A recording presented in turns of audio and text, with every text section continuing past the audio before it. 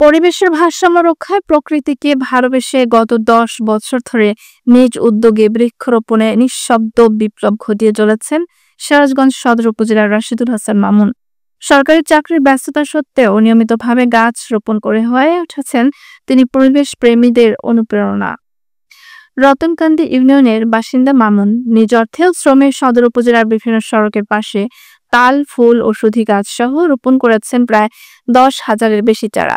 হরিণা পেপুরবাড়িয়া থেকে মহিষা মোড়া পর্যন্ত ৭ থেকে ৮ কিলোমিটার সড়কে স্থানীয় ছাত্র শিক্ষকদের নিয়ে গাছ লাগিয়েছেন। গজারিয়া থেকে সীমান্ত বাজার পর্যন্ত সড়কে রোপণ করেছেন শত শত চারা। সিরাজগঞ্জ সদর থানার রতনকান্দি ইউনিয়নের এত সুন্দর এলাকা আর নাই। পাশে জমি, সাইডে রাস্তা, এরপর ক্যানেল, তারপর রাস্তা। আর এই ক্যানেলের পাশ দিয়ে যদি আমরা গাছ লাগাই, এই গাছ যে গাছগুলো লাগালাম আপনারা হয়তো জানেন, ফুলের গাছ, হিজল, জারুল, কাঞ্চন, রাধাচূড়া, তারপর বকুল, বিভিন্ন প্রজাতির ফুল গাছ। এই ফুল গাছগুলো হলে অনেক সুন্দর লাগবে, দেখা যাবে বিভিন্ন এলাকার লোক এখানে বেড়াতে আসবে। শুধু ফুল গাছ না, আমরা অনেক পরিকল্পনা হাতে নিয়েছি।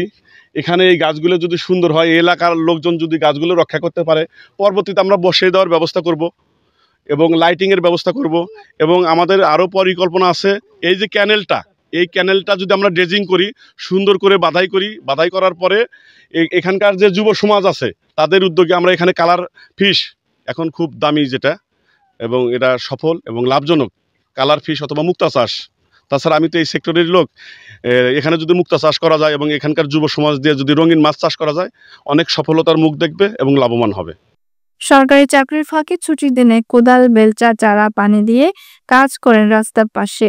কাজ শেষে অফিসে আবার ফিরে যান নির্দ্বিধায়। দিনে গাছ লাগান, রাতে স্বপ্ন দেখেন সবুজে ঘেরা বাংলাদেশ গড়ার। তো সেটা দেখার সাথে সাথে আমাদের ভিতরে একটা অনুপ্রাণিত হয়েছে। আমরা কারণ ছোট থেকে আমরা দেখে আসতেছি, তো দেখা গেছে সেটা দেখে দেখে আমাদের ভিতরে একটা গাছ লাগানোর আগ্রহ চলে আসে। তো অনুপ্রেক্ষিতে আজকে আমাদের এখানে আসা। ইনি অত্যন্ত বৃক্ষপ্রেমিক একজন মানুষ এবং সুচিন্তিত মানুষ। তার হাত ধরে এই রতনকান্দি ইউনিয়ন ফুলে ফুলে সাজিয়ে উঠবে এবং প্রত্যেকটা পরিবেশ অনুকূলতার সাথে দিয়েই সে এগিয়ে যাচ্ছে তার কার্যক্রম নিয়ে। উনি এই খরচ উনি করেন, কিন্তু আমাদের আহ্বান করেন সাথে থাকার জন্য। আমরা এলাকার যুব সমাজ বা মধ্যবয়সী মুরব্বিয়ান যারা আছেন সকলেই তারকে আমরা সহযোগিতা করি। অসংখ্য ধন্যবাদ। আজকে এই বৃক্ষরোপণ অভিযান কাজে অনেকে দেখতে পাচ্ছেন, অনেকে সহযোগিতা করছে, বিশেষ করে ইয়ং জেনারেশন যারা নতুন প্রজন্ম, আসলে ওদের উদ্যোগে এই কাজটা হাতে নেওয়া। নিঃস্বার্থ শ্রম আর দায়িত্ববোধই আজ তাকে করে তুলেছে এক উজ্জ্বল ব্যতিক্রম। ভবিষ্যৎ প্রজন্মকে গাছ লাগাতে অনুপ্রাণিত করাই এখন তার মূল লক্ষ্য।